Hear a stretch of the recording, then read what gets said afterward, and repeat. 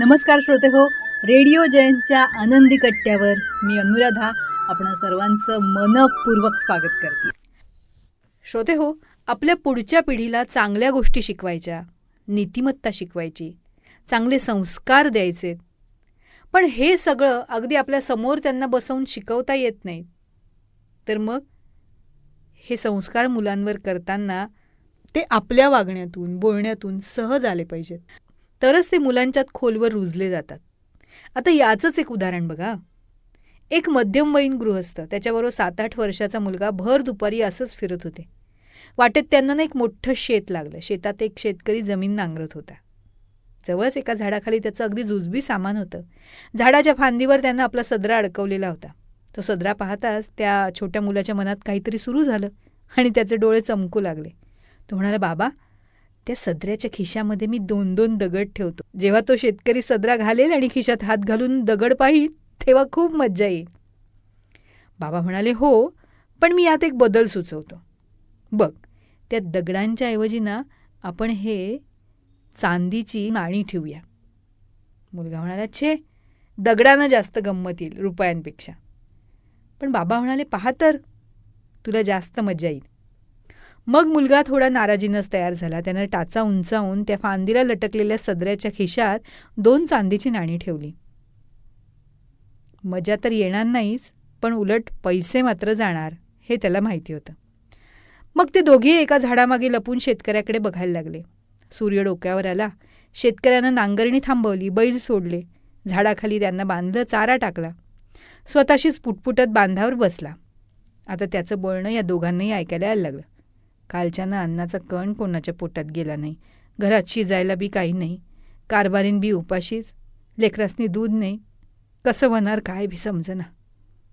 मग हताश होऊन तो उठला, मडक्यातलं पाणी प्यायला, फांदीवरचा सदरा काढून अंगात घातला आणि सवयीनं हात खिशात गेला तेव्हा काहीतरी लागलं म्हणून पाहत होतं काय, चांदीची 2 नाणी.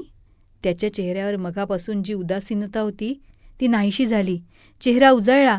तो पुन्हा बोलायला लागला, आता या पैशांना मी धान्य आणीन, कारभारणीकडे देईन आणि मग ती रांधून पोटभर जेवेल, लेकरासनी बी दूध पाजेल, लेकरू खूप खुश होईल. त्या दोघांना असा आनंदात बघून मग माझं बी पोट भरल. मग तो नांगरलेल्या शेतात गेला. वरती आकाशाकडे पाहत बोलायला लागला, देवा, कोणाच्या रूपानं तू माझ्यासाठी एवढा त्रास घेतलास. ज्यानं हे काम केलंय ना त्याला खूप आयुष्य दे. तो जगाचा धर्म अवतार होऊ दे देवा, ही सारी तुझी दया. मी आज भरून पावलं पहा.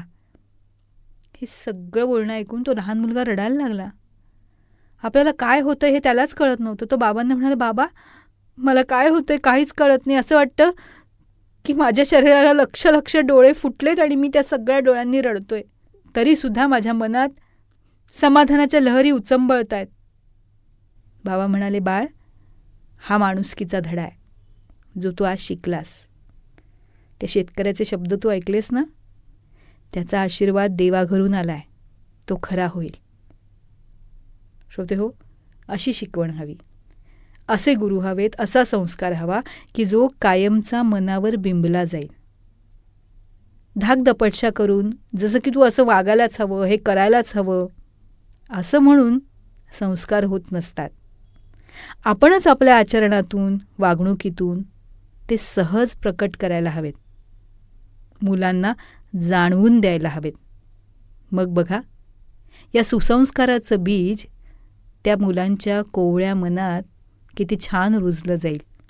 आणि जेव्हा ते मोठे होतील ना, तेव्हा या सुसंस्कारांचा घट्ट मुळं असणारा एक वृक्ष तयार झालेला असेल आणि त्यातूनच एक आदर्श पिढी निर्माण होईल. हो ना? आजचा हा विचार आपल्याला कसा वाटला याविषयी आम्हाला जरूर कळवा. कमेंट बॉक्समध्ये आपल्या कमेंट्स नक्की आम्हाला लिहून पाठवा. श्रोते हो, रेडिओ जयंत आता दृकश्राव्य स्वरूपात चतुरस्त्र या पॉडकास्टच्या माध्यमातून आपल्या भेटीला येत आहे. तेव्हा जरूर पहा. या चतुरस्त्र पॉडकास्टच्या पहिल्या भागामध्ये आपण प्राध्यापक, लेखक, कवी, नाटककार श्री रमेश कोटस्थाने यांच्याशी साधलेला दिलखुलास असा संवाद बघणार आहोत. तेव्हा जरूर बघा रेडिओ जयंतचं पॉडकास्ट चतुरस्त्र.